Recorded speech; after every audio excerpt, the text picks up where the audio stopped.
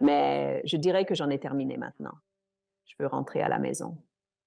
Il y a eu quelques occasions. Je ne crois pas que ma famille avait pris conscience, avant qu'ils ne lisent mon premier ouvrage, que je me dirigeais vers la cuisine pour y saisir le couteau de boucher. Et je remontais ma petite chemise.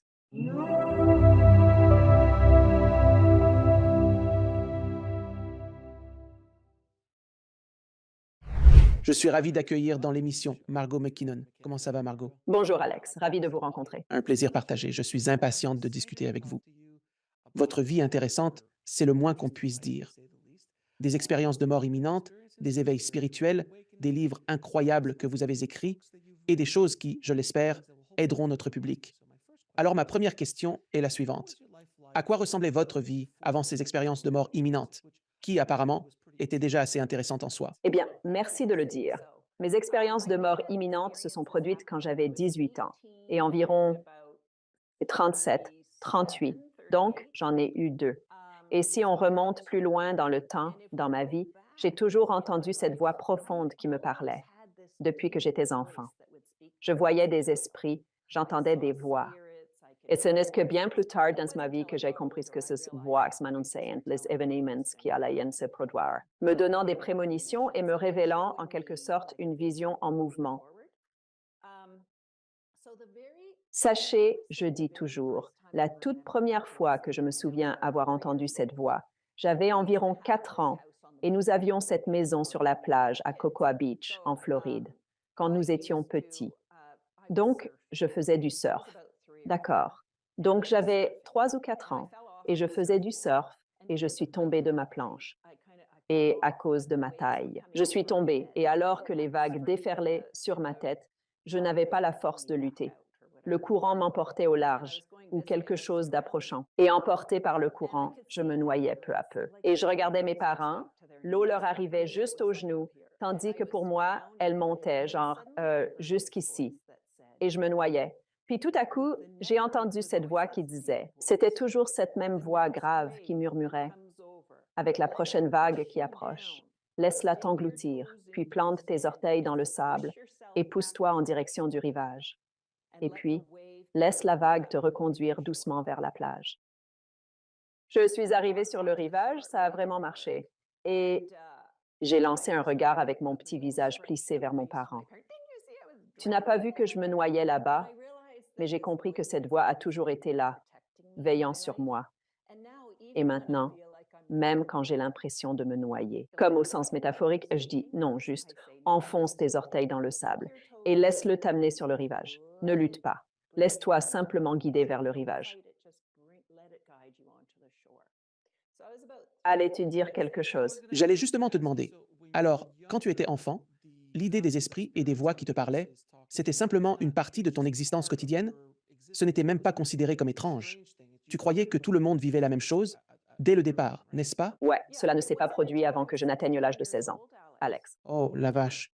J'ai appris cela car j'ai eu la chance d'avoir des parents très attentionnés et cela fait également partie de notre culture familiale. Mon oncle, quant à lui, hante l'Arsenal à Kingston, en Ontario. Et il est mort pendant la Seconde Guerre mondiale. Et lui, il hante l'armurerie et les gens le voient.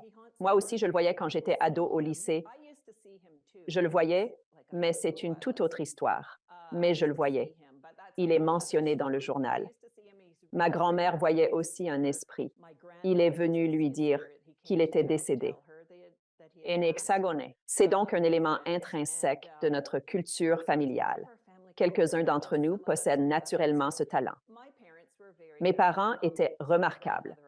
Ma grand-mère maternelle était douée et mon père, étant ingénieur, a toujours eu une tendance pour le technique. Cependant, il a toujours fait preuve d'une grande ouverture d'esprit. Mon père a été un homme incroyable et ma mère extrêmement soutenante. Elle m'a énormément aidée. Et c'est avec leur soutien que j'ai pu décrocher mon doctorat. Si nous incorporions la spiritualité au sein de l'éducation publique, quel pourrait être l'aspect d'un tel modèle éducatif? Et dans mes recherches, ma revue de littérature, lorsqu'il parle des enfants, l'importance qu'il y a à ne pas rejeter ou ignorer leurs expériences.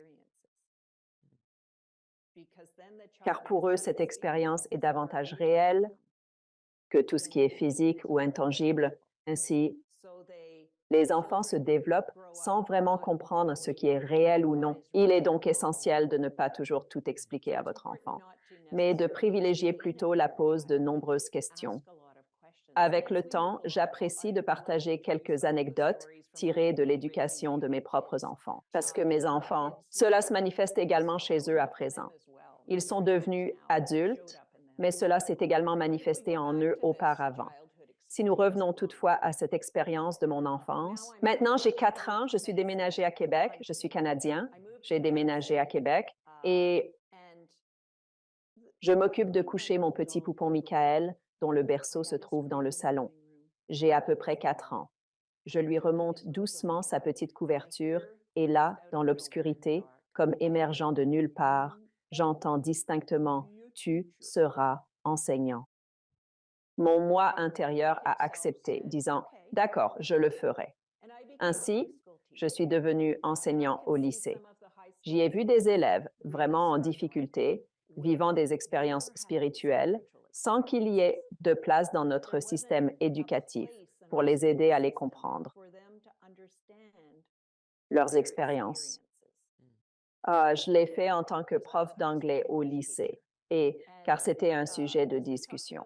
Vous savez, dans la pièce, Hamlet aperçoit le spectre de l'esprit de son père là-haut. Nous abordions ce sujet en classe, mais invariablement, il se demandait à notre est-ce que nous sommes autorisés à avoir de telles discussions? Je trouve ça triste, Alex. C'est le cas. C'est vraiment, vraiment triste que les enfants, parce qu'ils réfléchissent à ces choses, se posent des questions. Mais où ont-ils la possibilité de les explorer? Comment peuvent-ils obtenir les outils nécessaires et des émissions comme la vôtre à présent, qui fournissent aux gens des outils pour naviguer dans leur propre expérience spirituelle de la vie? Donc, je reconnais vraiment et j'apprécie sincèrement ce que vous faites. Je vous remercie beaucoup. J'ai entendu cette voix lorsque j'étais petit, et même en tant qu'enfant, je savais déjà que j'étais un esprit emprisonné dans un corps. Allongé sur mon lit, je retrouvais mon moi enfantin, devenant un enfant éthéré, léger comme l'air, comme si une brise pouvait m'emporter. Allongé là, je me parlais, interrogeant le monde des esprits. Combien de temps dois-je persister? Pour toujours, répondait l'écho de l'au-delà. Simplement ainsi, respire. Quand est-ce que je pourrais rentrer chez moi? Quand est-ce que je pourrais rentrer chez moi? Combien de temps dois-je rester ici? Et quand j'écoutais votre émission et que nous entendions des récits de personnes ayant frôlé la mort, elles rentrent chez elles. Et je savais, enfant, que ce n'était pas chez moi ici. Chez moi, c'était là-bas. Quand est-ce que je pourrais rentrer chez moi? Et c'est un peu éthéré pour un petit enfant, afin que nous puissions progresser. Et je me souviens bien, j'avais à peu près 8 ans, je jouais dans le salon de ma maison quand j'ai entendu un son, mourir du cancer du sein, 36. Oh, ta maman va te manquer? Je croyais vraiment que j'allais mourir du cancer du sein à l'âge de 36 ans. Je n'ai entamé les préparatifs de ma retraite qu'après avoir atteint l'âge de 36 ans, Alex. Mais enfin, je l'aurais dû. Je veux dire, à quoi bon, n'est-ce pas? À quoi ça sert, hein? Oui, c'est ce que je pensais. Ouais, je n'ai besoin de rien de tel, n'est-ce pas? Mais je me suis trompée là-dessus.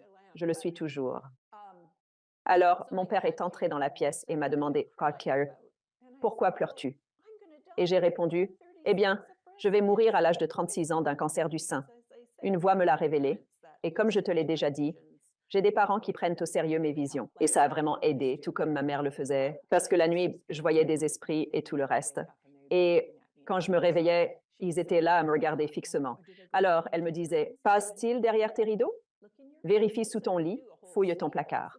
On entreprend un grand nettoyage. J'ai finalement admis que le hic, c'est leur arrivée quand tous s'endorment. Mais bon, c'est la vie. Mon père a dit, tu es trop jeune pour craindre la mort à 36 ans. Mais tu sais, cela m'est toujours resté gravé dans la mémoire d'avoir entendu cela. Et finalement, ma mère est décédée d'un cancer du sein quand j'avais 36 ans. Alors, dans ton expérience de mort imminente, quand les gens racontent leurs histoires, ils parlent souvent d'un plan directeur et que nous sommes nés avec une sorte de plan préétabli. Et je pense qu'avec ma mère, parce qu'elle a fini par avoir un cancer du sein, était-ce simplement son destin? Devait-elle décéder à 66 ans et moi avoir 36 ans?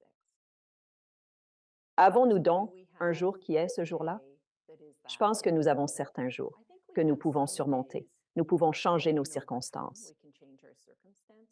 Quelle est votre opinion à ce sujet? Selon ma compréhension, après avoir eu de nombreuses conversations, il semble que nous ayons plusieurs issues de secours à notre disposition.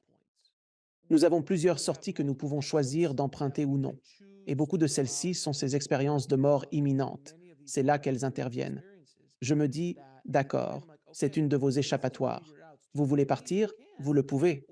Ou si vous voulez revenir, c'est aussi possible. C'est votre choix. Donc, il y a ce genre d'échappatoire que nous rencontrons sur le chemin. Bien sûr, il arrive que l'on se retrouve dans des impasses où aucun autre choix n'est possible. Au moins aucun choix ici dans cette affaire. C'est simplement la fin de l'accord, si vous le souhaitez. Mais oui, non, il y a plusieurs solutions possibles, encore une fois, parfois, pour différentes âmes, conformément au dessein préétabli. Tout repose sur ce que l'âme aspire à accomplir au cours de cette existence. C'est mon expérience. Alors, si cela doit être entrer et sortir en 12 mois, entrer et sortir en 12 minutes, entrer et sortir en 120 ans, cela dépend réellement des objectifs que l'âme aspire à atteindre, que ce soit au niveau personnel ou pour le bien-être des personnes qui l'entourent. Et c'est, en quelque sorte, la conception que je me suis forgée au fil des nombreuses discussions que j'ai pu avoir à ce sujet. Je serais d'accord, car lorsque j'enseignais au lycée, j'avais effectivement des élèves qui me faisaient vraiment confiance. Et j'ai accepté mon rôle parce que l'univers, Dieu, le Créateur, l'unité, m'a révélé que je devais être enseignant. J'ai pris cela très au sérieux.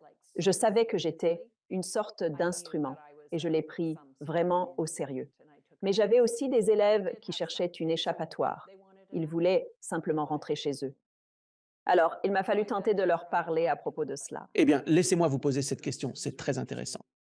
Nous étions tous des enfants, nous étions tous des adolescents, vous étiez un peu différents, vous aviez un peu plus de connaissances et de compréhension que la plupart. Je comprends bien ces pensées, car être adolescent, c'est traverser une période redoutable. Cela peut véritablement être un moment terrible, extrêmement terrible. Le corps subit des changements constants. On ne parvient pas à saisir pleinement ce qui se déroule en nous. L'ego commence à s'affirmer de manière significative et une multitude d'événements surviennent durant cette phase. Si on ne bénéficie pas de conseils avisés ou si on n'est pas entouré par des personnes bienveillantes, on peut se sentir vraiment perdu. Et même en étant bien accompagné, il est souvent difficile de naviguer à travers ces années tumultueuses. Cette période précise. Mais je comprends bien cela. Je suis réellement persuadé et j'ai eu une discussion avec un neuroscientifique récemment à propos de cela. Dans l'émission, on discute de la manière dont notre cerveau opère en présence de la foi, qui n'est pas nécessairement une foi religieuse. Elle peut être de nature religieuse ou spirituelle, ou simplement la foi en quelque chose de plus grand que soi. Ces âmes semblent avoir une tâche plus aisée car elles s'adonnent à des actes répréhensibles. Ils comprennent en quelque sorte qu'il existe quelque chose de plus grand qu'eux-mêmes. Quand vous pensez être le centre de tout, c'est un chemin difficile. C'est un jeu difficile à jouer si vous pensez être le seul. Si vous pensez que je contrôle tout, que tout m'arrive, soit parce que j'ai de la malchance, soit ceci ou cela, c'est très compliqué. Mais quand vous élargissez votre conscience à une conscience plus vaste, le chemin devient plus facile. Je pense donc que les enfants et les adolescents qui suivent un chemin spirituel, qu'ils soient religieux ou spirituels, ils s'en sortent plus facilement. Et j'ai fréquenté une école catholique et ils ont évidemment rencontré des difficultés, mais comprendre qu'il y avait un dessein plus grand aide énormément. Je ne sais pas ce que vous en pensez. Je vais vous fournir une nouvelle idée à intégrer dans la collection que vous êtes en train de rassembler pour votre podcast. Je vous en ai déjà parlé. Une voix m'a suggéré de devenir enseignant, ce que j'ai accepté. J'ai aussi perçu des esprits et entendu des voix, et j'ai acquiescé. Je me suis demandé combien de temps je devais rester ici, mais j'avais aussi cette sorte de nostalgie de rentrer chez moi. Et je viens d'un endroit plutôt charmant. Genre, comment on explique ça, hein? Il serait probablement en bas en train de regarder la télé. Je montais chaque soir pour border mon petit trésor, Michael, dans son lit, un enfant extrêmement affectueux et tendre, mais je dirais que c'est terminé à présent. Je désire retourner chez moi. Il y a eu quelques opportunités et qu'il y a eu des moments, je pense, que ma famille n'a réalisé qu'en lisant mon premier livre, où j'allais dans la cuisine et je sortais le couteau de boucher et remontais légèrement mon petit haut et commençais exactement à cet endroit, comme s'il n'y avait pas d'explication. Je ne suis sous aucune contrainte. Je ne proviens pas d'une famille avec des abus ou autre. Et j'ai mis cela, un couteau là-haut, puis soudain j'entends cette voix, remets-le en place. Deviens enseignant. Je pense sincèrement que l'univers m'a offert ma raison d'être, celle qui me maintient ici. Sans cela, Alex, je ne pense pas que je serais encore là, tout à fait comme tu l'as exprimé. Si je n'étais pas dotée de cette voix, je serais déjà partie d'ici. Tu es un cas particulier car tu étais très connecté à l'esprit dès le départ. Les jeunes enfants sont aussi plus connectés. Plus tu passes de temps dans la simulation, disons, ou le jeu, si tu veux, plus tu te déconnectes de la source. Et puis, c'est notre rôle, en quelque sorte, d'oublier tout ce avec quoi nous avons été programmés pour essayer de retrouver le chemin vers la source. C'est en quelque sorte le but de la vie, de bien des manières, de retourner à la source. Mais toi, tu étais plutôt du genre, à quoi tout cela sert-il? Tu ne pouvais pas voir plus loin qu'un pas devant toi dans de nombreuses directions. Tu ne pouvais pas voir le tableau d'ensemble parce que tu n'avais que 4 ans. Bon sang. J'avais exactement 445 678 ans. D'accord, revenons à l'époque où j'avais 16 ans. Je suis assis dans ma salle de cours d'anglais. L'enseignante nous annonce que nous allons travailler sur un livre, une œuvre de fiction historique. Dans cette histoire, les personnages croient en l'existence des fantômes et en Dieu, et on suppose que c'est leur manque d'éducation qui les conduit à ces croyances. C'est parce qu'ils étaient ignorants qu'ils adhéraient à de telles idées, n'est-ce pas? Quant à moi, je n'étais pas le genre d'élève à lever la main pour prendre la parole en classe. J'ai d'une certaine manière appris par moi-même. Genre, je pense que j'aurais probablement bien réussi en tant qu'élève pendant le Covid, en faisant tout en ligne, mais bon, et levant la main, j'ai demandé: «Que voulez-vous dire? Qu'ils voyaient des fantômes et avaient des visions et tout ce qui va avec, car ils étaient incultes. Les fantômes existent. Vous ne les voyez pas? Ils sont partout, parce que mon univers ressemblait à une soirée cocktail sans fin. C'était comme si j'étais un enfant qui devait tout réapprendre. Je me posais sans cesse des questions. Est-ce une personne réelle ou bien un esprit? Je m'adressais à eux à haute voix.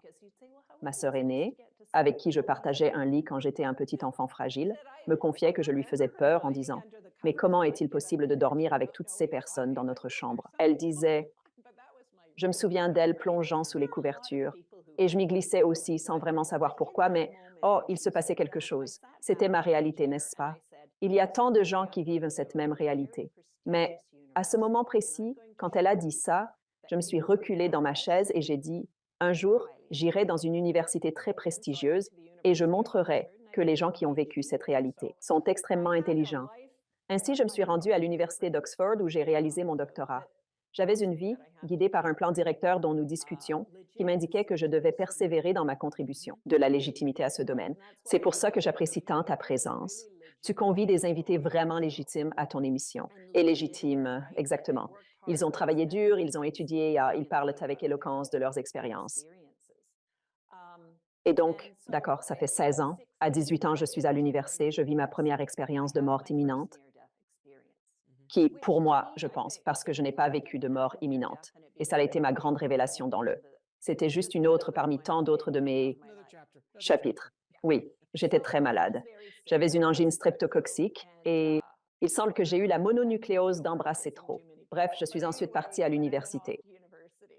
Alors voilà, je me suis retrouvée avec une angine streptococcique. J'avais une fièvre tellement élevée et ils m'ont installée dans ce dortoir, c'était ce qu'on appelait une infirmerie, au pied de ma résidence. Et cette infirmière étudiante était censée s'occuper de moi. Eh bien, de toute façon, elle m'a dit: «Hé, Margot, écoute, j'avais rendez-vous ce soir avec ce type. Ça fait une éternité que je voulais sortir avec lui. Et il m'a invitée pour ce soir. Et me voilà obligée de m'occuper de toi.» J'ai dit: «Ah bon, vraiment désolée pour ça. Vas-y, va à ton rendez-vous. Ne t'en fais pas pour moi. Je suis juste là, allongée. Je ne peux même pas sortir du lit, tellement je suis malade.» Et elle a répondu: «Tu as un téléphone ici. Je t'appellerai vers 09h ce soir, ça te va?» Et là où elle se rend, j'ai fait un rêve. Donc, je sors de là et je me dirige vers cette magnifique zone sans orange. Wawa, ouais, la liberté. J'adore ça. Le cliché typique. Et puis, je me suis dit: «Oh, il faut que je dise au revoir à mon colocataire.» Donc, je suis au sous-sol. Je remonte, je suis au plafond. Je monte par l'escalier et je vois toutes les filles alignées en robe de bal, attendant un taxi. Donc je suis au plafond et je regarde en bas. Je dis, oh, vous toutes, vous êtes magnifiques. Vous sortez quelque part. Et là, une des filles me regarde et je fais un petit saut périlleux dans les airs et je dis, tu as vu ton premier fantôme? Et puis je suis arrivée, je suis montée et je suis passée par la porte et mon colocataire n'était pas là. Alors j'ai dit, désolée, je dois y aller. Et puis je me suis réveillée. Et peu après, mon infirmière, elle est revenue de son rendez-vous et m'a dit, je t'ai appelé à plusieurs reprises et tu n'as pas répondu. Je craignais que tu sois mort. Alors j'ai répondu, je me demandais, est-ce que les filles allaient quelque part? Oui, elles se rendaient à l'école militaire pour un bal ce soir. J'ai dit alors, je les ai aperçues. Mais elle a répliqué, tu ne pouvais pas les voir parce que tu ne peux même pas te lever du lit. En résumé, c'était ma première expérience. Cela ressemble donc à... Cela paraît davantage une expérience de sortie de corps qu'une expérience de mort imminente. Ou serait-ce une sorte de combinaison des deux? Un peu des deux peut-être. D'accord, donc je regarde votre émission et j'écoute les expériences de mort imminente et d'autres expériences similaires sur d'autres émissions. Je ne me souviens pas de mes rêves, peut-être 3 par an, mais j'écoute les expériences de mort imminente des gens et ça me passionne. C'est mon rêve. C'était vraiment mon rêve. Et vous savez, vous êtes censé entrer et avoir oublié votre plan. Mais maintenant, je réalise, ce sont effectivement mes rêves. Je m'y rends concrètement. Je franchis le passage vers une autre dimension pendant mes rêves. Alors maintenant que j'ai pris conscience de ça grâce à ton émission, Alex, merci beaucoup. Je vais vraiment commencer à étudier mes rêves car d'habitude, ils s'effacent de ma mémoire quand je me lève, mais c'est toujours quelque chose du genre. Donc, j'ai fait ce rêve-là, mais j'ai trouvé ça intéressant parce que nos rideaux étaient orange dans mon infirmerie. Alors, je me suis tournée vers la lumière orange. Quand je vivais à Cocoa Beach, en Floride, je faisais souvent un rêve récurrent. Je me voyais dans l'eau, nageant tel un poisson, capable de respirer sous l'eau. Puis, quelqu'un racontait son expérience de mort imminente, où il respirait dans l'eau. Et je réalisais que c'était exactement le rêve qui me hantait. Je crois que je l'ai fait vraiment. Je traverse vers l'autre dimension dans mes rêves. Je vais me mettre à étudier cela dès maintenant. Passons donc à votre seconde expérience de mort imminente. D'accord, donc nous allons passer à cela. Je participais à une cérémonie indigène. Je ne souhaite pas entrer dans les détails de la cérémonie car il est interdit d'en discuter. Mais oui, j'ai effectivement participé à une telle cérémonie là-bas. Ainsi, me voici, engagée dans une cérémonie de jeûne. C'est mon 3e jour sans aucune nourriture ni eau. Je suis donc là, debout, et tout à coup, sans prévenir, je m'effondre. Et c'était comme ça. Mon esprit s'est élevé tout droit. Et je ressentais. Je suis montée et j'ai aperçu cette lumière blanche d'une pureté éclatante. Ensuite, ma mère est descendue, affichant un sourire, car elle avait triomphé du cancer du sein, environ 2 ans plus tôt. Elle avait ce sourire qui s'étirait largement, illuminant son visage d'une manière qui lui était propre.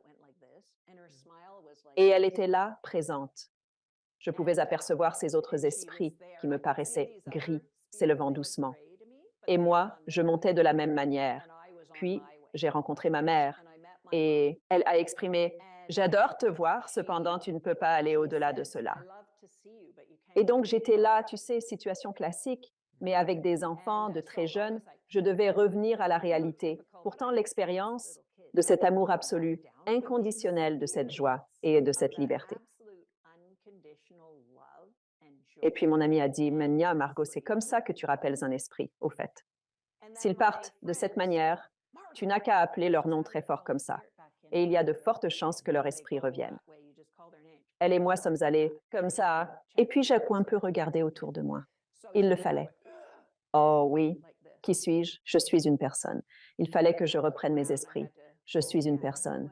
Ce qui est à moi est à moi. Et puis j'entends cette voix qui arrive. Tu es Margot, tu es l'enseignante. Alors, mon but dans la vie a toujours été mon encre, celle qui me maintient ici. Alors, j'avais cela. Alors, après cela, j'ai pris une décision d'accord, parce que tu entends parler des gens qui ont vécu une expérience de mort imminente, et ils intégrent ce qu'ils ont appris en tant que leur nouvelle mission pour l'avenir. Et j'ai compris, cela m'a véritablement révélé cet amour inconditionnel et cette paix intérieure. Et je me suis dit que je vais construire toute ma vie autour de cela, sur l'amour inconditionnel et la sérénité que cela crée. Je retourne donc dans ma salle de classe. Et cela deviendra un espace où de jeunes adolescents pourront apprendre dans un amour inconditionnel et une sérénité absolue. Et j'avais l'habitude de recevoir des gamins au comportement vraiment difficile dans ma classe parce que j'étais douée pour travailler avec eux. Genre, ils venaient de circonstances vraiment dures, tu vois? Donc, ils ne savaient pas vraiment comment se comporter, mais on les plaçait dans ma classe parce que même mon école était au courant de toutes mes expériences. Ah oui, tu ne peux pas me connaître en 5 minutes, Alex. Tu ne peux pas me connaître. Quand j'ai écrit mon premier livre, c'était celui-ci. Mon père me disait toujours, tu ferais mieux de ne pas parler de tes expériences, sinon tu risques un suicide académique ou professionnel. Mais on ne peut pas passer 5 minutes avec moi sans l'apprendre. Ainsi, tout le monde à l'école était au courant et ils le savaient parce que je pouvais aider les enfants en classe, alors je récupérais ces gosses. Et c'était presque comme si je les aimais tellement. Et je disais, peu importe ce que vous avez fait, je veux savoir ce que vous avez appris. Dites-moi ce que vous avez appris, ainsi c'était leur réalité. Je réalise maintenant que c'est plutôt agréable. Révision de vie. Qu'avez-vous appris? Peu importe. Bon ou mauvais, n'est-ce pas? C'est ce que vous avez appris. Et vous avez parlé du lycée comme d'un endroit difficile pour les adolescents. Et moi, à cause de mon expérience de mort imminente, je le voulais, un espace où ils pourraient devenir les personnes qu'ils souhaitent être. Peu importe l'origine d'où ils proviennent. Alors, nous faisons rapidement un bond en avant de 2 ans. Je suis en train de suivre mon cours de master. Mon académie souhaitait que je prenne la direction. Alors, je suis partie pour suivre un master. J'ai choisi un cours spécialement conçu pour moi, intitulé Philosophie de l'esprit. Je ne m'occupais pas de choses liées à la spiritualité. Pour rédiger mon mémoire de master, je me suis concentrée sur le développement professionnel et la culture au sein des organisations. Ça a l'air sérieux, n'est-ce pas, pour un sujet de master? Oui, effectivement. Effectivement. Alors, j'ai suivi un cours pour moi et le devoir était de répondre à la question: comment le corps, l'esprit et l'âme sont-ils liés? Eh bien, j'ai fait ce que je fais toujours, Alex. Je suis rentrée chez moi. J'ai un système. Je dois tout ranger. Genre, tout doit être brillant et sans désordre pour que je puisse avoir mes visions. Alors, je me suis installée sur le canapé et j'ai dit, d'accord, je suis prêt maintenant. Vous devenir ce guide qui me dit que vous devez être enseignant. Plantez vos orteils. Laissez la vague passer. Moi qui ai demandé. Et là, immense, genre, j'avais juste entendu la voix, mais cette fois, j'ai vu. Et c'était cette silhouette imposante dans mon salon. Alors, tout excité, j'ai demandé. Avec enthousiasme débordant, j'ai posé ma question. Tout est noté. Il disait, nous n'avons pas seulement 3 dimensions, nous en avons 5 du moi. Voici mon deuxième ouvrage. Vous y trouverez 5 dimensions du moi. En réalité, il a commencé par l'unicité. Mais je vais reprendre depuis le commencement, afin d'assurer une meilleure clarté. Et par la suite, je vous expliquerai le processus. Nous possédons un corps. Ce corps est le vôtre, mais il constitue également votre environnement matériel, tout ce qui est concret et physique. Vous possédez également un esprit qui représente votre moi logique et rationnel. C'est celui qui gère le système. Il fait vos impôts, il vous aide à acheter une maison, rembourser prêts immobiliers. Vous avez un moi spirituel. C'est cela, c'est votre moi qui est issu d'un amour absolu et inconditionnel, est descendu sur Terre pour vivre une expérience, retournera dans l'amour inconditionnel. C'est éternel. J'ai été surpris car on m'a toujours enseigné que l'esprit et l'âme étaient en réalité une seule et identique entité. Lis dans mes pensées. Ouais, et elle a dit non.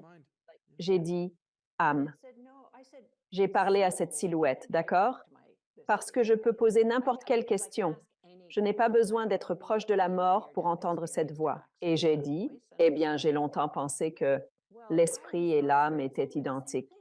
Et puis, on m'a corrigé. Non, ton âme, c'est en fait ta raison d'être. C'est la raison fondamentale de ta venue ici. C'est le lien qui te définit. C'est toi-même, ton essence éternelle. C'est celui qui a bravé un saut périlleux dans les airs et s'est exclamé, regarde, c'est là ton premier esprit. Mais ton âme est ta raison d'être, c'est toi. Tu es destiné à enseigner, c'est ton ancrage. Pourquoi tu aspires à être ici? Et je soupçonne, Alex, que c'est parce que tu as nommé ton podcast Âme de haut niveau. Tu cherches vraiment à explorer cet aspect profond de toi-même, comme si cela s'épanouissait à grands pas et que tu plongeais dans ton but ultime en t'épanouissant pleinement. D'accord, l'unité est créée, connexion et appartenance, mais c'est la lumière blanche de l'autre côté. C'est Dieu, le Créateur, l'univers. Ça fait partie de nous. Alors, nous avons 5 dimensions. Nous naissons dominants dans une compétence et développons les autres avec le temps. Il me disait toujours ça, corps dominant. Ils raffolent de l'expérience physique.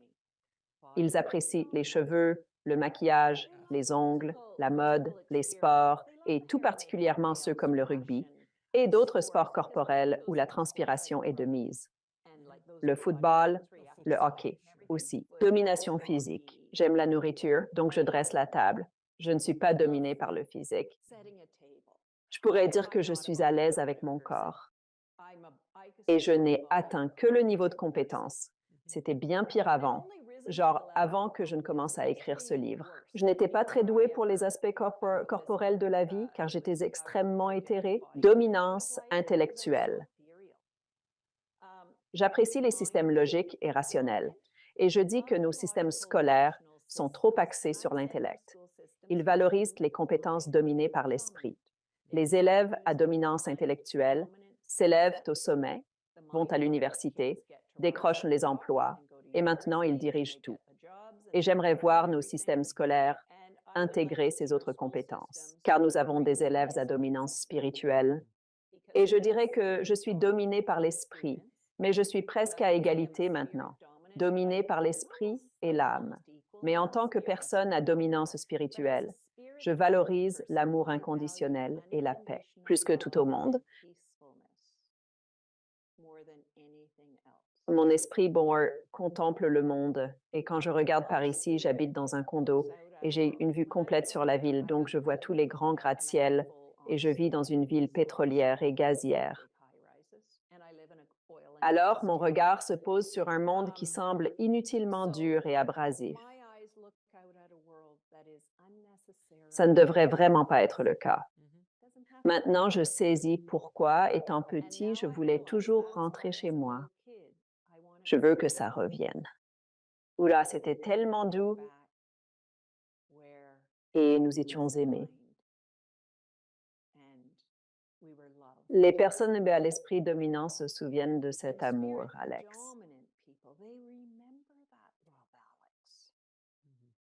Elles s'en souviennent et elles en ont la nostalgie, ça leur manque.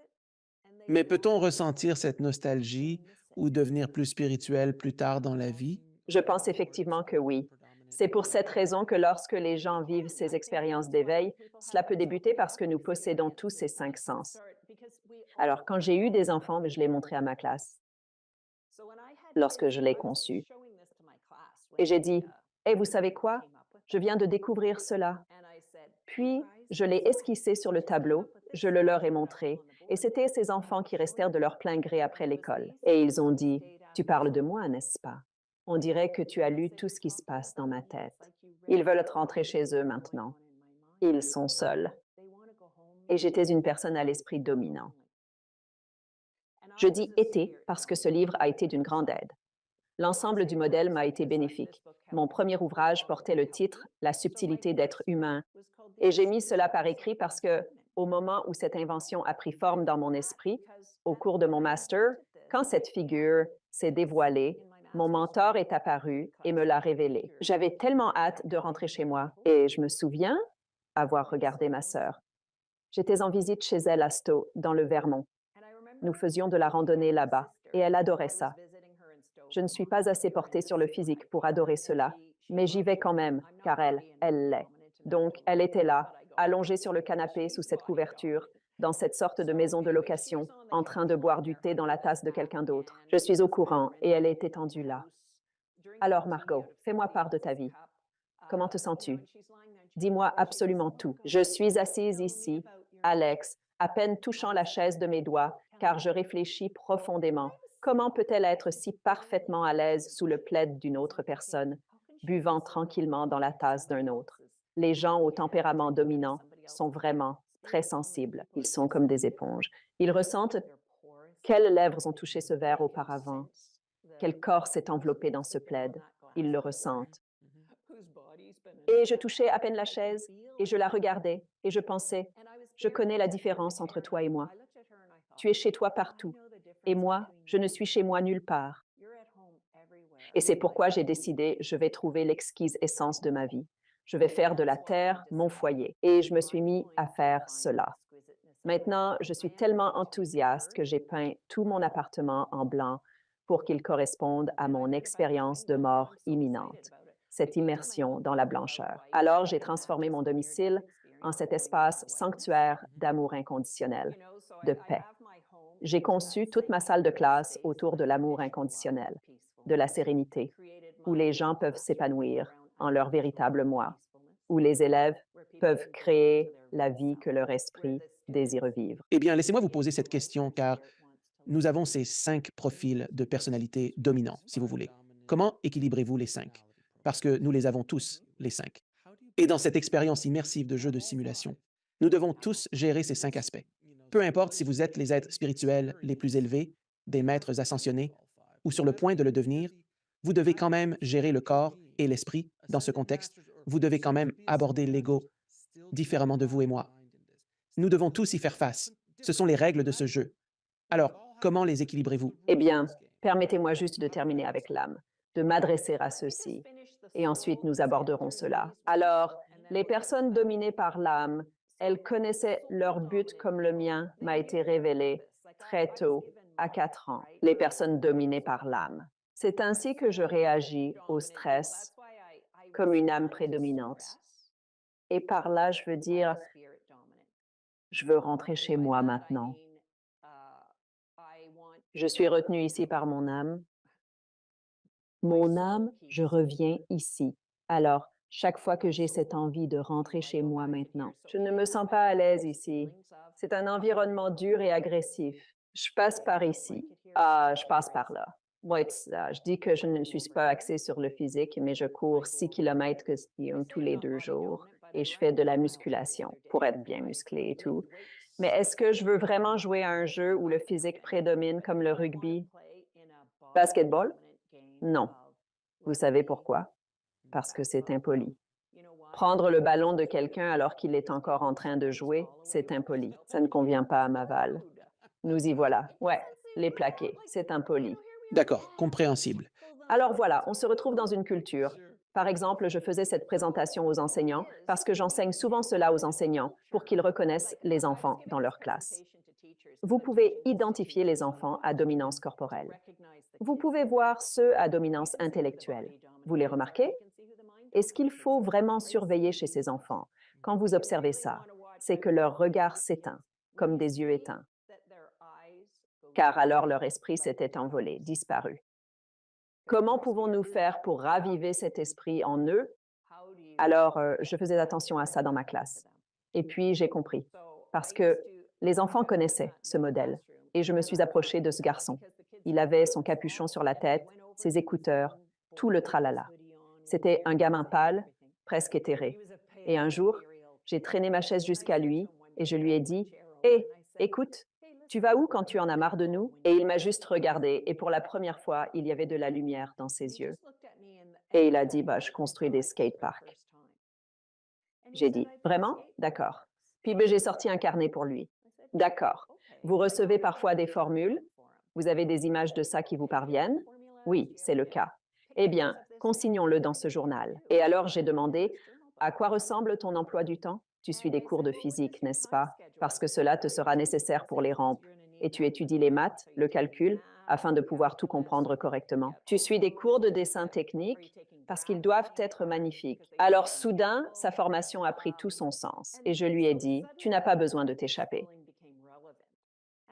Car c'est leur monde spirituel, Alex, qu'ils cherchent à fuir. N'est-ce pas? On pourrait aussi dire qu'ils sont dans la rêverie. Je ne le vois pas ainsi, car si ton esprit peut s'échapper quand tu meurs, comme si tu avais une expérience de mort imminente, ou à ta mort, il s'échappe. Il peut s'échapper dès maintenant. Oui, bien sûr, mais quand je dis quand, je me rappelle rêvasser ou s'évader vers d'autres horizons. Je détestais l'école et méprisais le lycée. Mais à l'université, j'ai adoré les cours. De retour au lycée, je les ai méprisés à nouveau ne voyant aucune pertinence dans l'enseignement. Je me retrouverais inévitablement au pays du cinéma, car c'était ma destinée, le cinéma. J'étais sans cesse immergé dans cet univers fascinant, m'évadant et explorant avidement tout ce qui est lié à l'histoire et à des domaines similaires. C'était tout simplement l'endroit où mes pas me menaient naturellement. C'était ainsi. Je souhaiterais échanger ces deux termes, pomme de terre, pomme de terre. Mais ça n'a pas vraiment d'importance. Cela n'a pas vraiment d'importance, mais ils partent ailleurs. Ils se dirigent vers un endroit. Oui, tu t'en vas ailleurs, tu es déjà ailleurs. Je suis convaincu que tout le monde, à un moment donné, s'est retrouvé dans une pièce, le regard perdu dans le vide, et quelqu'un a posé la question: Hé, tu étais où? Et genre, oh, j'étais dans un endroit bien meilleur que celui où je suis maintenant. Je sais, exactement. Mais voilà ce qui est important pour moi, c'est que quand mon esprit part en voyage, les gens peuvent m'apercevoir là-bas. Je me souviens d'un ami qui voyageait à travers le Mexique. C'était à une époque avant l'avènement des téléphones portables et je ne suis pas sûre qu'il en posséderait un aujourd'hui, même à notre époque, parce qu'il n'était pas de ce genre-là. Il était passionné par l'aventure dans la nature salvaje et il aimait conduire à travers le Mexique, explorant ses paisages. De toute façon, je me suis dit, je me demande comment il va. Alors, j'ai pris mon esprit et je l'ai trouvé. Il était dans sa voiture. Alors, je me suis dit, tiens, comment ça va? Puis, 2 jours après, quand il a trouvé une cabine téléphonique et il m'a dit, bah, tu m'as fait peur. Genre, je conduisais avec la poussière qui s'envolait derrière et j'entends ça. Comment ça va? Je regarde et là, tu étais assis à l'arrière de ma voiture. Donc, en fait, j'envoie vraiment mon esprit quelque part et les gens me voient là-bas. J'ai beaucoup d'histoires à raconter. Comme projection astrale. Eh bien, oui, sauf qu'il me voit, donc mon esprit peut sortir et il va à différents endroits. J'ai appris à mon fils comment faire ça parce qu'il a été renversé par une voiture et il est devenu vraiment un peu obsessionnel sur certaines choses et très craintif de la mort. Et lui, je lui ai enseigné comment libérer son esprit car il était inquiet pour moi, craignant que je ne sois sur le point de mourir. Alors je lui ai dit, libère simplement ton esprit. Entre en moi, observe à travers mes yeux et alors tu pourras voir l'endroit où je me trouve. Je lui ai transmis cette connaissance et il a été capable de le faire. C'est compris? Mais si nous considérons, disons, la dominance de l'esprit, la dominance de l'âme et ensuite l'unité, ce même fils dont je parle m'a tellement appris sur l'unité et je vais vous dire comment il a fait. Alors il était, et je le couchais, c'était vraiment un adorable petit garçon. Alors que je le mettais au lit, il me confia, tu sais maman, avant de venir au monde, je parlais avec Dieu. Et alors j'ai demandé vraiment, Dieu, à quoi ça ressemble? On dirait que c'est blanc. Cela semble être blanc, mais tu sais, c'est Dieu. Et cela, c'était avant que je vive mon expérience de mort imminente. Pour ma deuxième, cela semble être blanc, mais tu sais, c'est Dieu. Alors j'ai dit, eh bien, que t'a dit Dieu? Il a répondu que Dieu lui avait commandé de devenir humain. J'ai dit, vraiment? Qu'as-tu répondu? Il a dit, eh bien, je lui ai dit que je ne voulais pas venir. Pourquoi donc? Parce que, tout simplement, il fait tellement plus agréable là-bas, maman, et pas du tout ici. Il ne fait pas beau ici. Et j'ai dit, tu as dit ça à Dieu? Et il a répondu, oui, c'est fait. Et j'ai dit, alors montre-moi une photo de ma maman. Montre-moi ma maman. Il a dit, montre-moi ma maman. Et il a pris une photo de toi, on aurait dit une photo qui vient tout droit d'un album. Il a pris une photo, puis il est venu me la montrer. Et là, j'ai dit, oh, je ne veux pas être son fils parce qu'elle a vraiment l'air méchante. Je garde tous mes sentiments pour moi.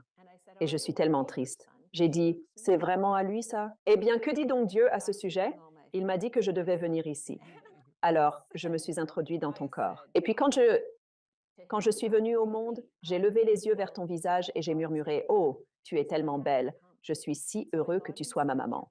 Mais il est né sans vie, car il est arrivé les pieds en premier, le cordon ombilical enroulé autour de son cou. Dans l'urgence, ils l'ont emmené. Puis j'ai pu entendre des encouragements désespérés. Allez, petit, respire, respire, mon bébé. Et c'est ainsi qu'ils l'ont ramené à la vie. Je crois donc que cette conversation a vraiment eu lieu. Alors, lorsqu'on se demande si l'on choisit de venir au monde, il semble qu'il ait choisi d'obéir. Esprit. Il est venu parce que Dieu le lui a demandé. Voulait-il venir de lui-même? Non. Était-il désireux d'affronter toutes les épreuves, la méchanceté de ce monde? Non. Mais il est venu parce que c'était la volonté de Dieu qu'il vienne. Eh bien, vous savez ce qui est intéressant. Nous en parlions juste avant de commencer l'émission. Vous dites que vous vouliez avoir une routine de vie A+. Oui. Et puis je me suis dit, quand vous avez dit ça, la première chose qui m'est venue à l'esprit, c'était, eh bien, quelle est la définition d'une routine de vie A+? Est-ce faire quelque chose à la perfection, avoir eu une vie parfaite et tout faire parfaitement? Est-ce ça un A+? Parce que, personnellement, je considérerais cela comme un échec, contrairement à une vie de lutte et de surmontement de différents obstacles et défis dans votre vie, et d'arriver au bout Ça, je le considère comme un A+. Donc, beaucoup de gens à l'écoute pourraient en se demander la même chose. Pourraient ressentir la même chose que vous, genre, je veux avoir un excellent bilan de vie. Ouais, ben, je veux vraiment quelque chose de génial. Et quand j'irai là-bas, Alex, parce que j'ai entendu cette voix me parler toute ma vie, quand je passerai de l'autre côté et que je ferai le bilan de ma vie, j'espère vraiment avoir l'occasion d'entendre. Merci, Margot, tu l'as réalisé. Cela me touche au point de me faire pleurer, en vérité. Merci, Margot. Tu as exécuté tout ce que j'avais demandé. Ou tout ce que tu t'étais fixé de faire. Eh bien, je veux dire, on m'avait dit que je serais enseignant.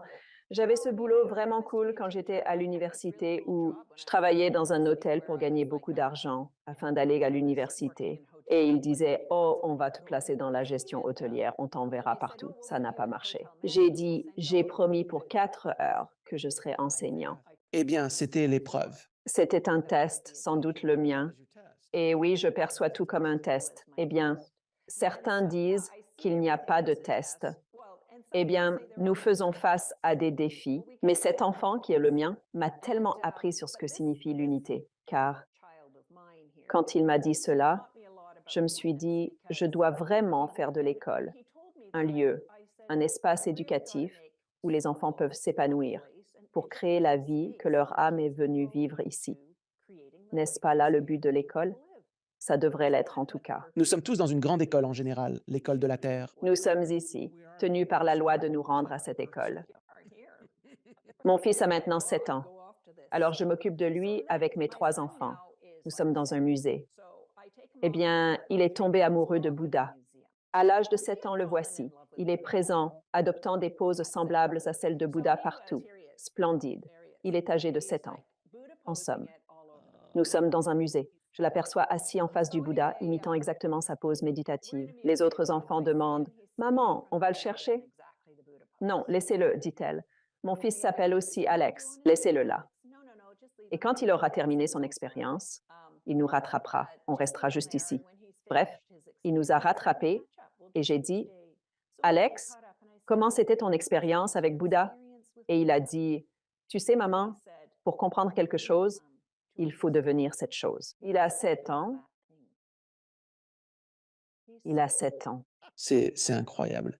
Alors, c'est l'unité. Pour comprendre quelque chose à un niveau vraiment, vraiment profond. Ouais, ouais, ouais. Alors, quand on y regarde de nouveau, cette voix m'a donné ce modèle. Mais ce qui arrive, c'est que nous sommes stressés. Imaginez ce stress ici. Que font les gens à dominance corporelle stressée?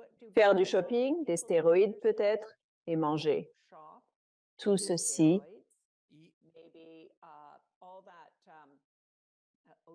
chirurgie esthétique.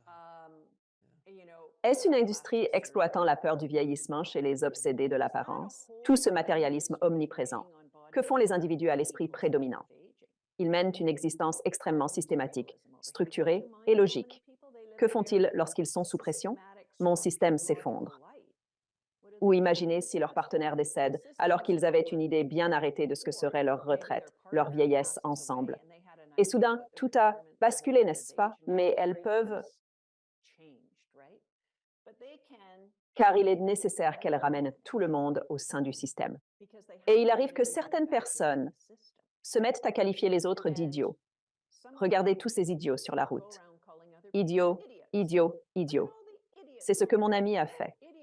Nous étions en voiture et elle n'arrêtait pas de traiter tout le monde d'idiot. Et finalement, elle m'a regardée. Tu dois penser que je suis stressée.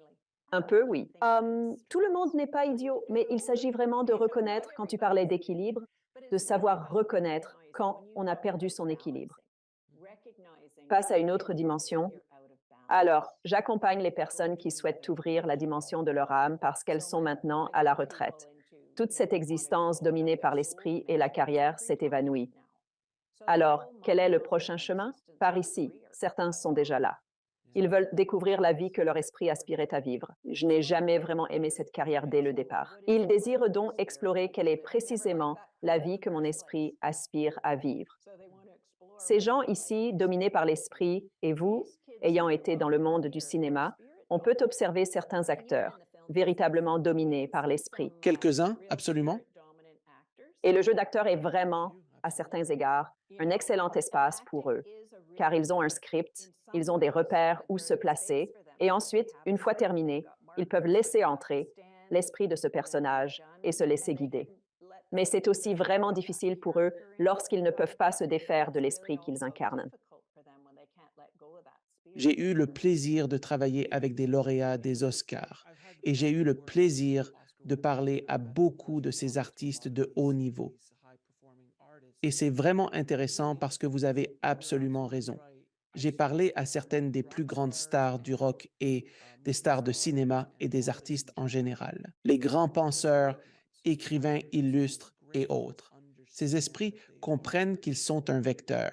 Ils comprennent, il existe des personnes si talentueuses qu'elles pourraient demeurer éternellement jeunes de corps et d'esprit, car ils ont reçu la bénédiction de ce don indécent qu'ils finiraient par découvrir. Mais les grands, les Meryl Streep du monde, qui, à chaque fois que vous la voyez interpréter un personnage, elle l'incarne d'une manière que personne d'autre ne peut égaler. Ou Daniel Day-Lewis, ces acteurs d'une profondeur inouïe. Ils sont incontestablement dominés par l'esprit, et l'on pourrait dire par l'âme également pour admettre cela. Et ils l'ont dit. Je connais des scénaristes qui ont gagné des Oscars où ils me racontent souvent, je me pointe, j'écris, puis je relis, et je me dis, tiens, c'était plutôt bon. Mais c'est qui a écrit ça? Et je crois que nous possédons tous un peu de cela en nous, dans notre vie parfois avec chance. Mais même les athlètes avec qui j'ai parlé, quand ils entrent dans la zone, ils sont dominés par leur corps car ce sont des athlètes. Mais lorsqu'ils se connectent à l'esprit, tout en étant dominés par le corps, ce qui correspond à cette zone, ils ne pensent même plus. Ils agissent simplement. Et cela représente également une forme d'unité, parce que quand vous voyez un violoniste, et maintenant ils sont complètement absorbés, comme s'ils étaient dans un autre monde. Ils sont perdus dans l'unité, dans cette connexion totale avec l'instrument. Et les très grands joueurs de basket, ils sont dans ce même flux d'unité. Lis dans mes pensées. Où est le panier? Ils savent où se trouve chaque joueur sur le terrain.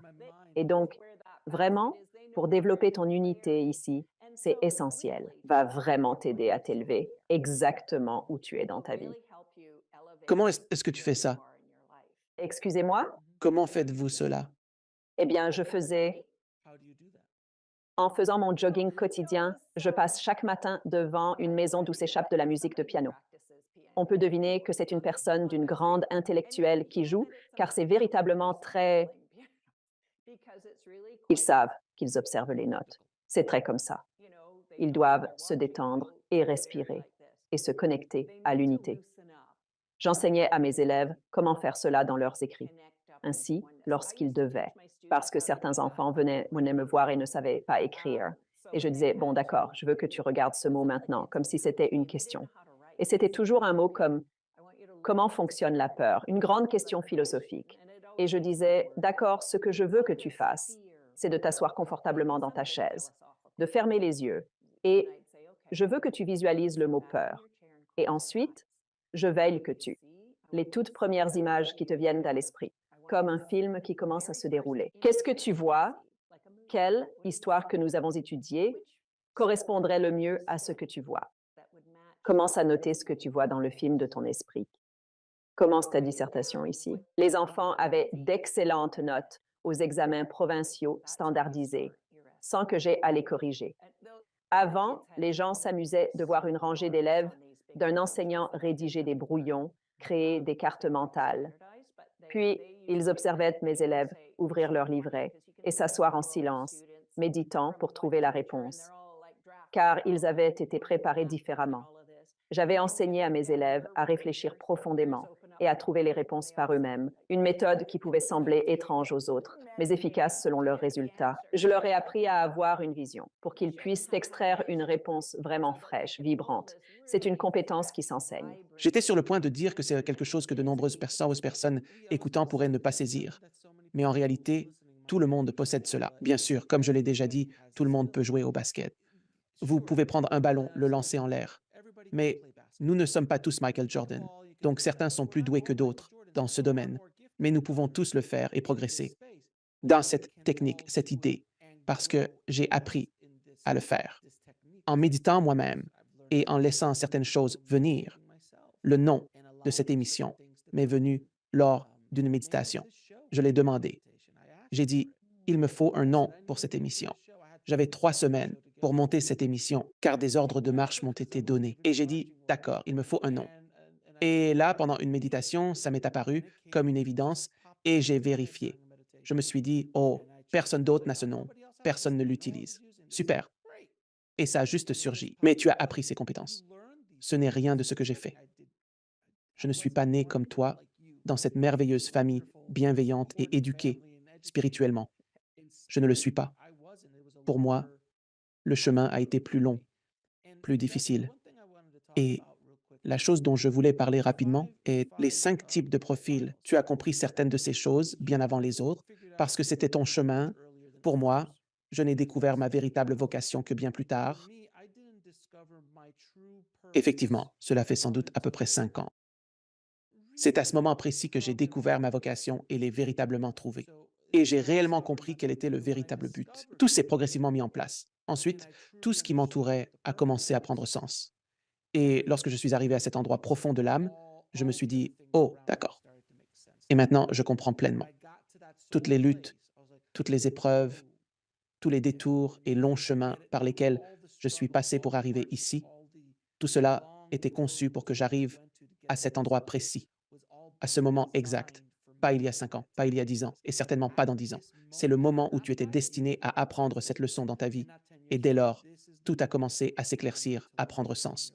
Alors, pour ceux qui écoutent, ne vous sentez pas comme un échec si vous n'avez pas encore tout compris. Le chemin de chacun est unique et complètement différent. Mais si vous écoutez ceci, vous êtes déjà sur le chemin car vous posez les questions. Eh bien, nous faisons tous partie d'un groupe d'âmes. Nous nous intéressons à ce genre de choses, n'est-ce pas? La dominance de l'esprit pourrait ne pas être à l'écoute. Il pourrait se penser que tout cela n'est que des balivernes, n'est-ce pas? La mienne est arrivée comme ça. Et il y a tout un tas de choses que je ne peux pas faire, comme lire une carte. Ah, moi non plus, je ne... Non, je n'ai... il y a quelques années, Cléo, quelqu'un a commenté une carte que j'avais dessinée pour indiquer un chemin. Il a dit, le nord est en haut, c'est ça? Intrigué, je lui ai demandé pourquoi. Parce que c'est en haut de la carte, a-t-il répondu. Je lui ai corrigé. Non, en sortant, tu tournes à gauche. Il a alors supposé, confus. Ah, donc ça doit être le nord. Je n'en ai aucune idée. Certaines choses qui sont en quelque sorte de ce monde sont juste déconcertantes. Et moi, je suis tellement éthérée, genre, tu sais, en essayant d'ouvrir un bocal ou quelque chose comme ça, et puis quelqu'un de très physique passe à côté et paf, c'est ouvert. Je me dis, comment tu as fait ça? Je tombe sur la glace. C'est assez glissant ici, en mars, avec la fonte et tout. Je dois vraiment faire attention parce que je suis dominée par l'esprit. Je tombe là où tu vois ces gens dominés par le corps, genre crac, crac, crac sur la glace, et ils ne glissent pas. Mais il y a toutes sortes de choses. Nous sommes tous là, comme si nous étions des êtres éternels. Et parfois, si tu es une personne dominée par le corps, c'est facile. Je ne devrais pas dire que c'est facile, mais c'est certainement très amusant. Pour tant de fois que je me suis trouvée ici, avec ce désir ardent de rentrer. Et j'ai décidé que la Terre serait mon foyer, il a fallu que j'élargisse les dimensions de mon corps. Je suis devenue, genre, je fais des fêtes maintenant. J'en ai fait une la semaine dernière. J'adore les fêtes, la nourriture délicieuse, les bougies parfumées et les belles fleurs.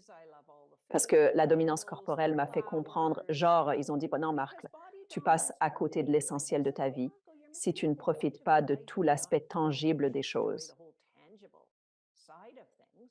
Alors, je l'active et je la désactive. Donc, je cours, je fais de l'exercice, je me fais couper les cheveux, j'active ça. Et puis, l'esprit, je l'active. C'est la période des impôts, n'est-ce pas? Il faut les déclarer avant le 1er mai. Donc, ça signifie que je dois activer mon esprit et rassembler tous mes documents fiscaux. Alors, je l'active. Mais est-ce que je veux travailler dans un état d'esprit dominant? Carrière? Non, je n'en ai tout simplement pas envie. Je suis trop esprit et âme. Genre, je dois travailler uniquement sur des choses qui correspondent à mon unique objectif, qui est d'enseigner aux gens à propos de cela et de les aider à créer l'amour inconditionnel et la paix intérieure afin qu'ils puissent créer la vie pour laquelle leur esprit est venu ici. C'est mon but ultime dans la vie. Et pour parler personnellement, cela a tellement de sens, car J'ai été artiste toute ma vie et les artistes ont généralement une inclinaison bien plus forte vers l'esprit que vers le corps ou l'intellect, parce que l'art n'est pas un processus intellectuel. Certains essayent, mais ça ne fonctionne pas ainsi. L'art est un processus complètement, je pense, très spirituel. Donc, même lorsque je travaillais tout au long de ma vie, tout devait toujours être dans l'artiste. Et chaque fois que j'ai essayé de m'en écarter, ça n'a pas fonctionné, ça n'a pas marché. J'ai toujours, lorsque j'étais dans cet aspect artistique, et je considère ce que je fais maintenant, à bien des égards, un niveau supérieur à cela, car il y a un art dans ce que nous faisons et dans la manière dont nous le présentons, mais c'est bien plus lié à l'âme et à l'unité qu'à certainement pas au corps et à l'esprit, même s'il y a des conversations intellectuelles comme celles que nous avons eues ici aussi. Mais l'intellectuel, je pense, est une porte d'entrée vers l'esprit, car il vous y conduit et là, vous vous arrêtez pour penser. Attendez une minute. Elle est docteure de l'Université d'Oxford et elle n'est pas seule. Alors, qu'est-ce que c'est? Et puis, cela commence à ouvrir des portes vers l'esprit. C'est ce que j'espère accomplir avec ces conversations. Eh bien, en ma qualité d'éducateur, je communique avec des enseignants à travers tout le pays. Comme un doctorat est une chose précieuse à mon domaine de prédilection. Exactement. Pour être capable. Quand j'ai conçu ce livre, je m'adressais à des médecins et des psychiatres. Je ne voulais pas me présenter en disant Bonjour, je suis Margot McKinnon, professeure d'anglais au lycée. Aussi fière que j'étais de cela, je vous laisse dire, je suis docteur. Margot McKinnon, je suis vraiment passionnée par l'aspect scientifique. Il y a tant d'études sur le cerveau. Un neurologue a été consulté pour les IRM, les recherches et tests génétiques. Physicien quantique, vous savez, tout ça, c'est juste là. Et certaines personnes me disent, eh bien, avez-vous prouvé scientifiquement votre théorie, Margot? Pouvez-vous être là dehors? Et je réponds, vous savez quoi? Voilà le truc. Je ne suis pas là pour convaincre qui que ce soit de quoi que ce soit. Je suis ici pour soutenir les personnes qui vivent une expérience spirituelle. Je suis là pour les soutenir afin qu'ils aient envie de rester ici, parce que j'ai accompagné trop de personnes qui veulent maintenant rentrer chez elles, et ce modèle les aide vraiment. Je dirais, vous savez quoi? Travaillons sur votre unité, votre sentiment de connexion et d'appartenance, et vous êtes relié à quelque chose de plus grand. Ne partez pas prématurément. Restez avec nous.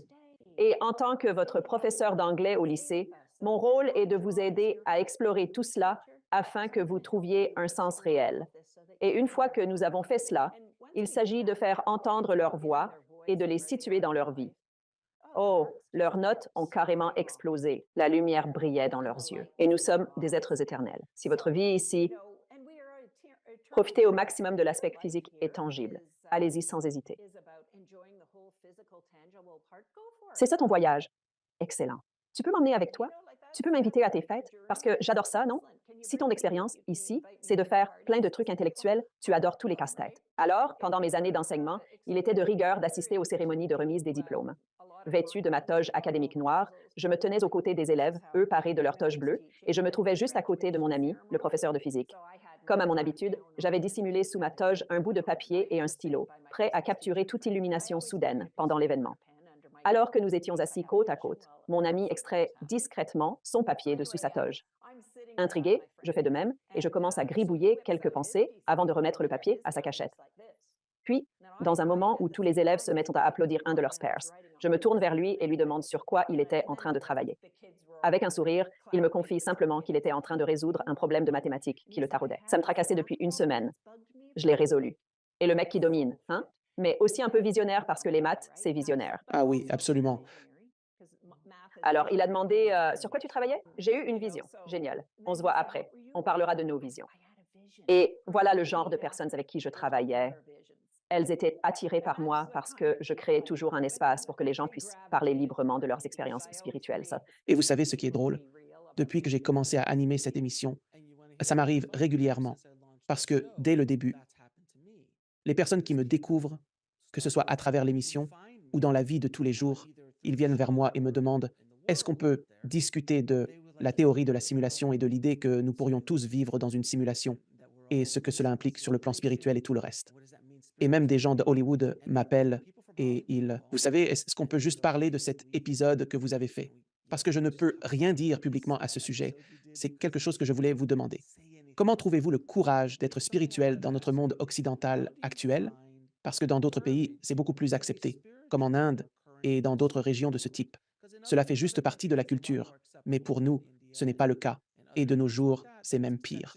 Alors, le terme Dieu est devenu un mot déclencheur pour l'amour de Dieu. Maintenant, les gens préfèrent dire l'univers ou la source, ce qui est acceptable.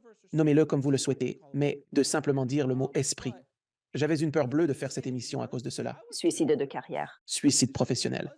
Alors, comment aborder cela si quelqu'un écoute? D'accord. Tout d'abord, lorsque je me rendais à des entretiens d'embauche pour devenir enseignant. Alors, pourquoi avez-vous voulu devenir enseignant? D'accord.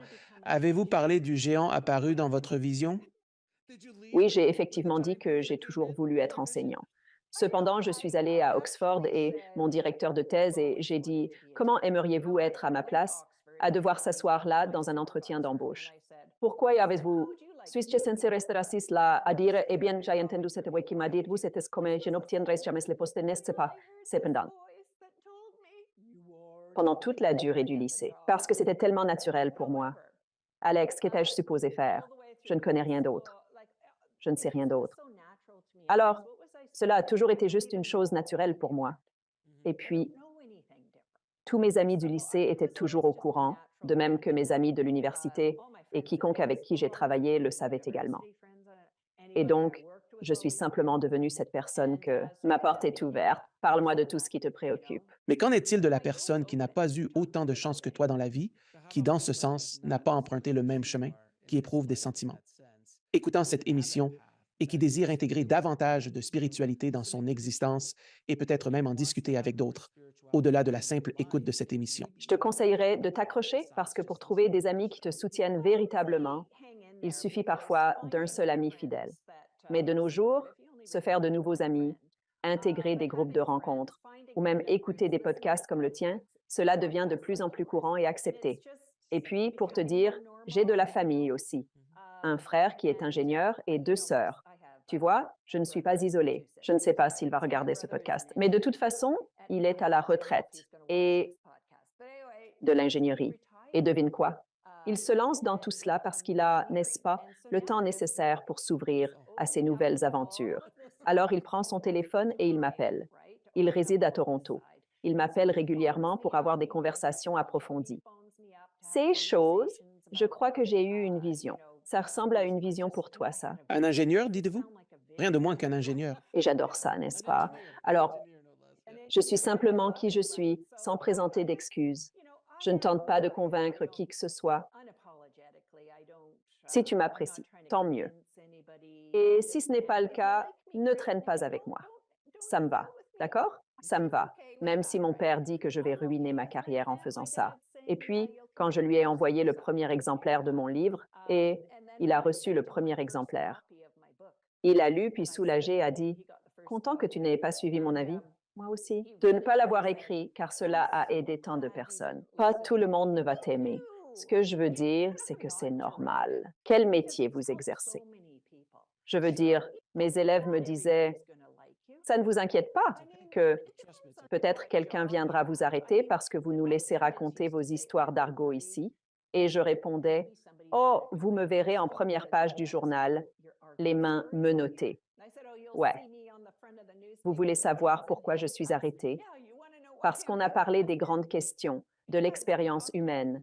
Et c'est ça, la littérature. Margot, cette conversation avec vous a été vraiment merveilleuse. Je vais vous poser quelques questions, celles que je pose à tous mes invités. Quelle est votre définition d'une vie épanouie? Une vie épanouie, eh bien, c'est en partie, je veux mon A+, le jour de mon jugement. Alors, l'enseignement, oui, c'est mon choix. Et je désire ardemment que Dieu soit fier de moi, qu'il soit reconnaissant et qu'il me dise, merci Margot, tu t'es surpassée, tu as consenti à des sacrifices. Je vois cela. Vivre une vie pleinement épanouie, c'est vraiment mettre en œuvre toutes mes 5 dimensions. J'adore me réveiller le matin dans une journée paisible et charmante, où je peux vivre la vie pour laquelle mon esprit est venu ici. Amusant, ami, bienveillance, amour inconditionnel. Comment définissez-vous Dieu? Cette grande force d'unité, celle-ci nous relie tous ensemble. Et comme mon fils l'a dit, parce que pour comprendre ce quelque chose, il faut devenir cette chose. C'est donc cette même unité qui fait le lien entre nous tous. Nous sommes tous interconnectés. Et quel est donc le but ultime de l'existence? Je crois que tu as vraiment visé juste tout à l'heure en parlant de l'ensemble de nos leçons. Considère chaque expérience comme une leçon.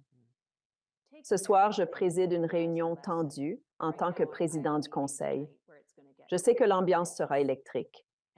Je me prépare avec une méditation de lumière blanche, parfois 2 heures et demie le matin et 1 heure avant de dormir.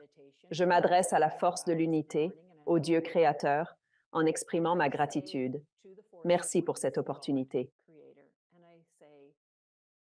Pour pratiquer, gérer une situation difficile avec aisance. Alors, pour chaque conflit auquel je suis confrontée, je dis merci car c'est une nouvelle opportunité de pratiquer.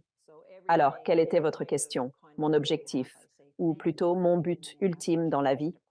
Le but ultime, c'est de prendre pleinement conscience des leçons qui nous sont données, de ressentir de la gratitude pour elles et d'apprendre à les guérir de plus en plus efficacement à chaque fois. Et où les gens peuvent-ils en savoir plus sur vous et sur l'incroyable travail que vous réalisez? Vous pouvez visiter mon site web qui est www.drmargalmckinnon.com, DRMARGOT Et ils peuvent aller voir tous les détails de mon groupe Meetup où nous faisons des demandes à l'univers.